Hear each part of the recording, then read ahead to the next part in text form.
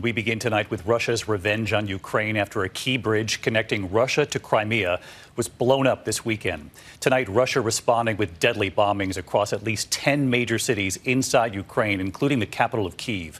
Putin saying he personally ordered the strikes.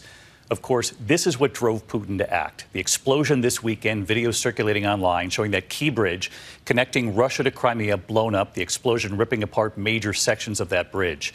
The massive bridge, 12 miles long, left burning, the smoke seen for miles. It was a bridge Putin was very proud of, personally visiting the bridge in 2018 when it opened. Tonight, what Putin says he personally ordered in response, at least 84 missiles, 24 drones across Ukraine. These are images from the city of Dnipro, a massive explosion just in front of that car there. In Kyiv tonight, a missile targeting this pedestrian bridge, a tourist site, a person running for their life there. And the images tonight of a playground right in the capital left smoldering. And look at the map tonight, multiple cities targeted across Ukraine, and we learned President Biden has now spoken with President Zelensky. What was promised on that call, and what does the U.S. believe could be coming next? ABC's Britt Clennett reporting from inside Ukraine tonight.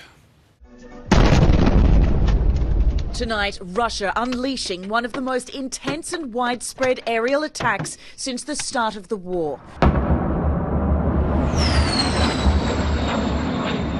The coordinated barrage unfolding during the busy morning rush. 84 missiles and 24 drones targeting at least 10 cities from one end of Ukraine to the other, including unprecedented strikes in the heart of the capital.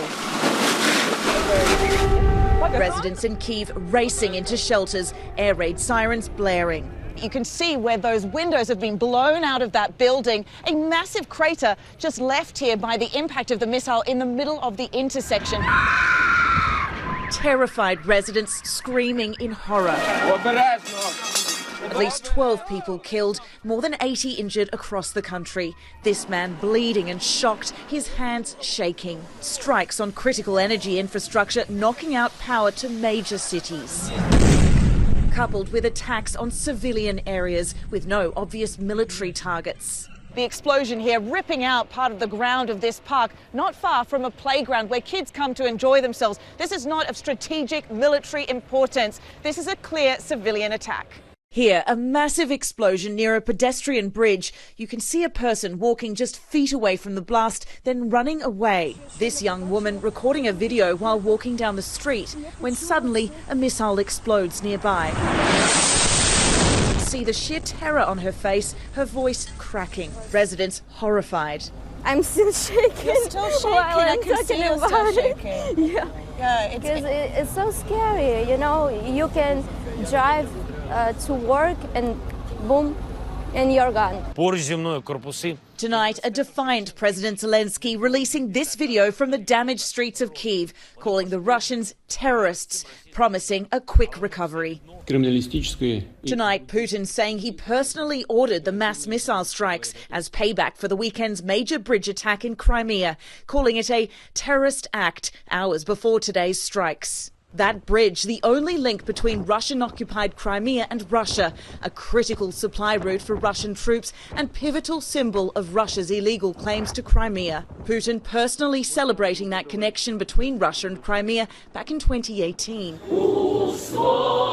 And back in Kyiv tonight, residents taking shelter in the subway, defiantly singing Ukraine's national anthem. Just extraordinary reporting under very difficult circumstances tonight. Britt Clennett with us live tonight from the capital of Kyiv. Britt, that young woman walking down the street recording when the missile hits just right there near her, just extraordinary. And the screams of the Ukrainian people in all of those videos that you showed us tonight. You saw firsthand the destruction caused by Russia's retaliation. Tonight, Vladimir Putin threatening more attacks. Yeah, David, these are the biggest attacks here in the capital since the war began. These happened, we must remember, during the morning rush hour, killing innocent people. And with Putin under pressure at home, Kyiv remains on alert tonight. And there are real fears, David, of more attacks to come as Ukraine advances on the battlefield. David? Britt Clennett leading us off tonight. Britt, our thanks to you and the team. Please be safe. What's been an unsettling 24 hours there. And as you heard Britt report tonight, President Biden did speak with President Zelensky today. Let's get right to our chief White House correspondent, Cecilia Vega, live at the White House tonight. Cecilia, what have you learned about the call and, of course, what U.S. authorities believe could be coming next year?